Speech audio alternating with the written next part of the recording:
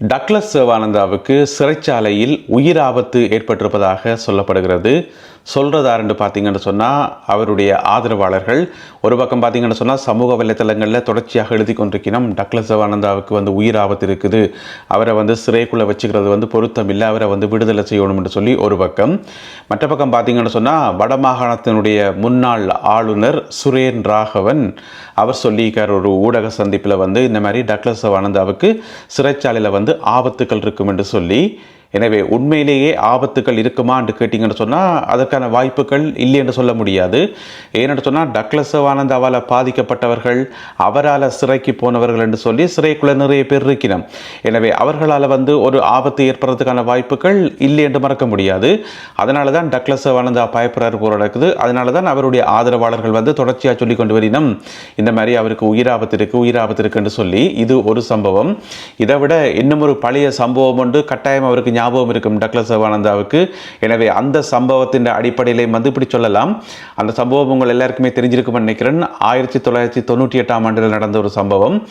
1998 ஆண்டு ஜூன் மாதம் 30 அவர் களுத்துறையில் இருக்கக்கூடிய ஜாவத்த சிறைச்சாலைக்கு போயிருந்தவர். போன இடத்துல மிக கடுமையாக அவர் தாக்கப்பட்டு சுய நினைவிழந்து மருத்துவமனையில் அனுமதிக்கப்பட்டு உயிர் பிழைப்பாரா என்ற கட்டத்தில் இருந்தது. பிறகு ஒரு மாதிரி உயிர் பிழைச்சு வந்திருக்கிறார். இப்படியான சம்பவம் 98 ஆண்டு நடந்தது. அந்த சம்பவம் உங்கள் எல்லாருக்குமே தெரிஞ்சிருக்கும். இருந்தாலும் அதை நான் சுருக்கமாக சொல்கிறேன். உங்கள் எல்லாருக்குமே தெரியும் அந்த கால பகுதியில் 98 97 அந்த கால பகுதியில் பார்த்தீங்கன்னு சொன்னால் ஏராளமான தமிழ் இளைஞர்கள் தொடர்ச்சியாக கைது செய்யப்பட்டு காரணங்கள் எல்லாம் பெருசாக இருக்காது, சின்ன சின்ன காரணங்கள் அல்லது சந்தேகத்தின் அடிப்படையில் கைது செய்யப்பட்டு கொண்ட எல்லா சிறைச்சாலைகளையும் கொண்டு அடைக்கப்பட்டார்கள். அப்போதான் இந்த பயங்கரவாத தடைச்சட்டம் தன்னுடைய அந்த உச்சகட்டம் என்று சொல்லலாம். அதாவது ஒரு ஆளை கைது செய்தால் விசாரணை ஒன்றும் கிடையாது, கைது செய்தால் சரி கதை அப்படியே கொண்டே ஜெயிலுக்குள்ளே போட வேண்டியதான். வருஷ கணக்காக ஜெயிலுக்குள்ளான் இருக்கணும், ஒரு விதமான விசாரணையும் கிடையாது, ஒன்றும் கிடையாது. அப்போ எப்படி இருக்குன்னு சொல்லுங்க. அப்போ ஒன்றில் விசாரித்து ஏதாவது குற்றம் செய்தால் அந்த குற்றத்துக்கு உரிய தண்டனையை கொடுத்தா சரி ஓகே, இந்த குற்றத்துக்கு இந்த தண்டனையை சொல்லி அதை அனுபவிச்சு கொண்டிருக்கலாம், அது வேற பிரச்சனை. ஆனால் ஒரு விதமான விசாரணையும் இல்லாமல் ஜெயிலுக்குள்ளே இருக்கலாமா?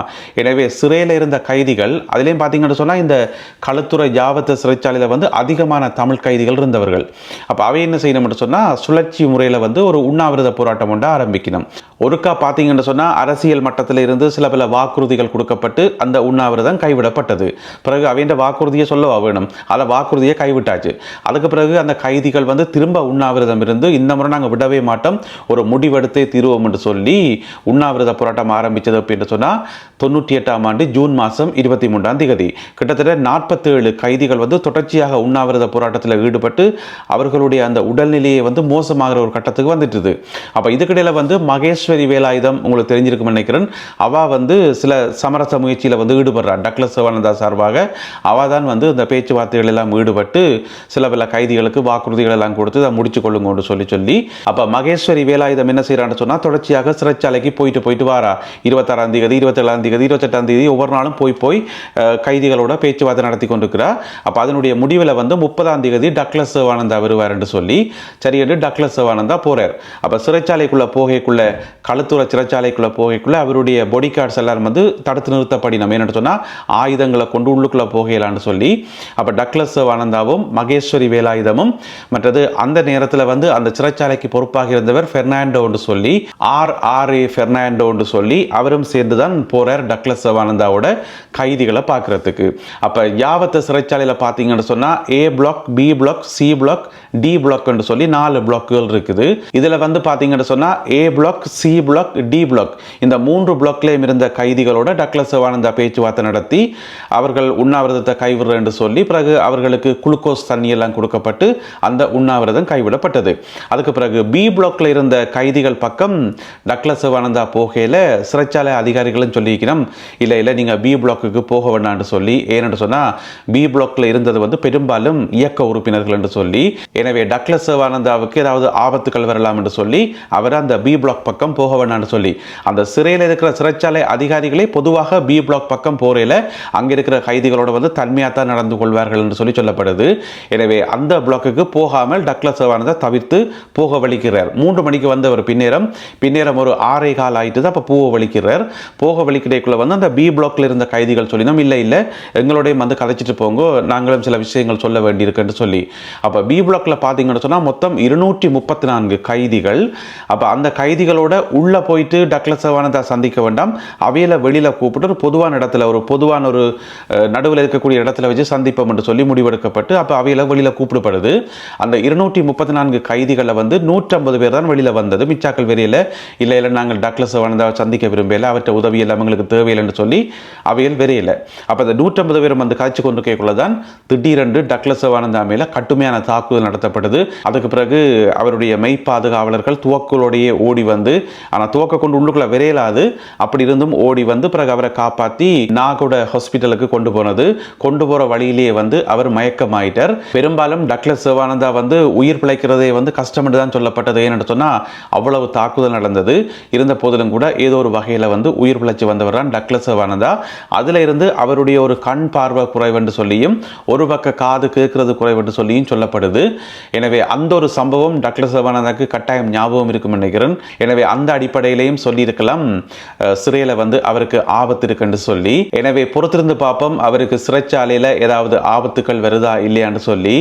அந்த ஒரு பழமொழி சொல்லியிருந்தானே, மடியில கனம் இருந்தா வழியில பயம் இருக்கும் என்று சொல்லி. இங்க பாத்தீங்கன்னு சொன்னா வழியில மட்டுமில்லை சிறைச்சாலைக்குள்ளேயும் பயம் இருக்கும். ஓம் தானே. இந்த கட்டுநாயக்கா விமான நிலையத்தில் வந்து பிடிபடுறாக்களை வந்து திருத்தவே முடியாது. நேற்று பார்த்தீங்கன்னு சொன்னால் 4 பேர் பிடிபட்டிருக்கணும். என்ன செய்திருக்கணும்னு சொன்னால் 20 கோடி ரூபாய் பெறுமதியான, அதாவது 20,68,40,40,000 ரூபாய் பெறுமதியான குஷ் போதைப் பொருளை கொண்டு வந்திருக்கணும். அதனுடைய நிறம் பார்த்தீங்கன்னு சொன்னால் கிட்டத்தட்ட 20 கிலோன்னு சொல்லி சொல்லப்படுகிறது. 20 தனித்தனி பார்சல்களில் வந்து பார்சல் பண்ணி போட்டு கொண்டு வந்திருக்கணும். எங்கே வேண்டியிருக்கணும்னு சொன்னால் தாய்லாந்தினுடைய தலைநகர் பேங்காக்ல வாங்கி அது எல்லாத்தையும் பார்சல் பண்ணி மும்பாய்க்கு கொண்டு போயிருக்கணும், இந்தியாவுக்கு. அங்கேருந்து பிறகு திருப்பி கொழும்புக்கு வந்திருக்கணும். கொழும்புக்கு கொண்டு வந்த இடத்துல வந்து பிடிபட்டிருக்கணும். இதோட இந்த கிழமையே பார்த்தீங்கன்னு சொன்னால் இந்த கிழமையே நிறைய பேர் கைது செய்யப்பட்டவர்கள். வெளிநாட்டில் தயாரிக்கப்பட்ட சட்டவிரோதமான சிகரெட்டுகளை கொண்டு வந்தாக்களும் ஐபோன்கள் கொண்டு வந்தாக்களும் என்று சொல்லி நிறைய பேர் பிடிபட்டவே. எனவே இதில் பார்த்தீங்கன்னு சொன்னால் இந்த 4 பேரில் 2 பெண்களும் 2 ஆண்களும் என்று சொல்லி சரிசமமாக இருக்கணும் என்றதுக்காக, அந்த இடஒதுக்கீட்டு பிரச்சனை வந்துடக்கூடாதுக்காக 2 ஆண்கள் 2 பெண்கள் என்று சொல்லி சரிசமமாக வந்து இப்போ எல்லாரும் சேர்ந்து பிடிபட்டு விளக்கமறியலில் வைக்கப்பட்டிருக்கிறோம். இன்றைக்கு செவ்வாய்க்கிழமை இவர்கள் கொழும்பு நீதவான் நீதிமன்றத்தில் வந்து முற்படுத்தப்படுவார்கள் என்று சொல்லி சொல்லப்படுகிறது. எனவே இந்த மாதிரியான ஆக்களை வந்து திருத்தவே இயலாது. அவர்கள் தொடர்ந்து வரத்தான் போகின்றார்கள், தொடர்ந்து பிடிபடத்தான் போகின்றார்கள். இலங்கையில் பிரச்சனைகளுக்கு வந்து குறைவே கிடையாது. ஒவ்வொரு முறையும் பார்த்தீங்கன்னு சொன்னால் ஏதாவது ஒரு பிரச்சனை வந்துவிட்டு தான் இருக்குது. இப்போ தான் இந்த புயல் வந்து ஓஞ்சு அதில் இவ்வளோ பெரிய பேரழிவுகள் எல்லாம் வந்து ஒரு மாதிரி அதிலிருந்து மீண்டு வரலாம் என்று பார்த்தா இப்போ வந்து புதுசாக ஒரு பிரச்சனை வந்திருக்குது. அதுதான் இந்த மின்னஞ்சல் பிரச்சனை. அது என்ன மின்னஞ்சல் பிரச்சனைன்னு சொன்னால், தொடர்ச்சியாக பார்த்தீங்கன்னு சொன்னால் அன்றைக்கு கண்டியில் இருக்கக்கூடிய பிரதேச செயலகத்துக்கு வெடிகுண்டு இருக்குன்னு சொல்லி மின்னஞ்சல் வந்தது.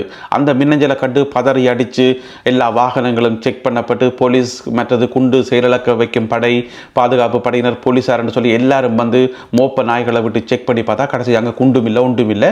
அது பொய்யான ஒரு மின்னஞ்சல்.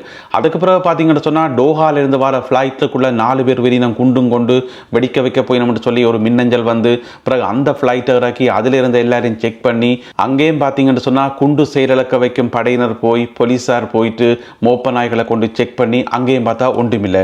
இப்போ நேற்று பார்த்தீங்கன்னு சொன்னால் 2 பிரதேச செயலகங்களுக்கு, அதாவது நாவலப்பிட்டிய பகுதியில் இருக்கக்கூடிய 2 பிரதேச செயலகங்களுக்கு மின்னஞ்சல் வந்திருக்கு. இந்த மாதிரி உங்களோட பிரதேச செயலகத்தில் வந்து வெடிகுண்டு இருக்குது கவனம் என்று சொல்லி, அதாவது நேற்று பகல் 2 மணிக்கு வெடிகுண்டு வெடிக்க போகுதுன்னு சொல்லி.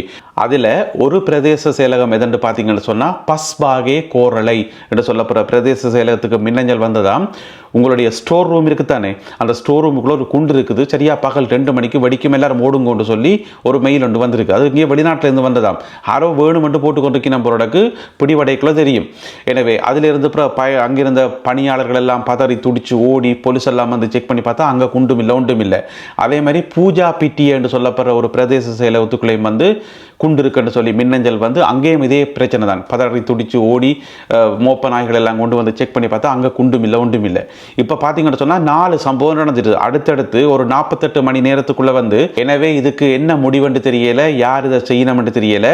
யாரோ ஒரு திட்டமிட்ட குழு வந்து இந்த இலங்கையின் அமைதியை குழப்பணும், ஏதாவது பிரச்சனைகளை வந்து உருவாக்கி கொண்டே இருக்கணும்ன்றதுக்காக திட்டமிட்டு செயல்படுற மாதிரி கிடக்குது. யாருன்னு தான் தெரியல. அடுத்ததாக இன்றைய கருத்தோவியம் ஒரு பஸ் ஸ்டாப் ஒன்று இருக்குது, பேருந்து தரிப்பிடம் உண்டு. அதில் பார்த்தீங்கன்னு சொன்னால் கொழும்பு என்று சொல்லி பேர் பலகை போடப்பட்டிருக்கிறது. ஒரு ஆள் நின்று பஸ்ஸை மறிக்கிறார். ஆரண்டு பார்த்தீங்கன்னு சொன்னால் முன்னாள் ஜனாதிபதி மஹிந்த ராஜபக்ச கொழும்புக்கு போகிறார். அதாவது பக்கத்தில் பார்த்தீங்கன்னு சொன்னால் மூட்டை முடிச்சுகள், ஒரு பாய் எல்லாம் கிடக்குது. உங்களுக்கு ஞாபகம் இருக்க நினைக்கிறேன், கொஞ்சம் காலத்துக்கு முதல் வந்த ஒரு கருத்தோவியத்தில் வந்து இதே மூட்டை முடிச்சுகள் இதே பாய் எல்லாத்தையும் தூக்கி கொண்டு தங்கால பக்கம் போனவர் அதே மூட்டை முடிச்சுகளோடு இப்போ திருப்பி கொழும்பு பக்கம் போகிறார். எனவே இந்த விக்ரமாதித்தன் வந்து வேதாளத்தை காவி கொண்டு போன மாதிரி இந்த மூட்டை முடிச்சுக்கள் பாய் எல்லாத்தையும் காவி கொண்டு இங்கேருந்து அங்கே பிறகு அங்கேருந்து இங்கேன்னு சொல்லி போய் கொண்டிருக்கிறார் முன்னாள் ஜனாதிபதி மஹிந்த ராஜபக்ச. எனவே இந்த ஒரு கருத்தோவியம் மற்றும் இன்றைய காணொலியில் பகிர்ந்து கொள்ளப்பட்ட செய்திகள் தொடர்பான உங்களுடைய கருத்துக்களை மறக்காமல் கீழே எழுதுங்கள். மீண்டும் சந்திப்போம் உறவுகளே. நன்றி, வணக்கம்.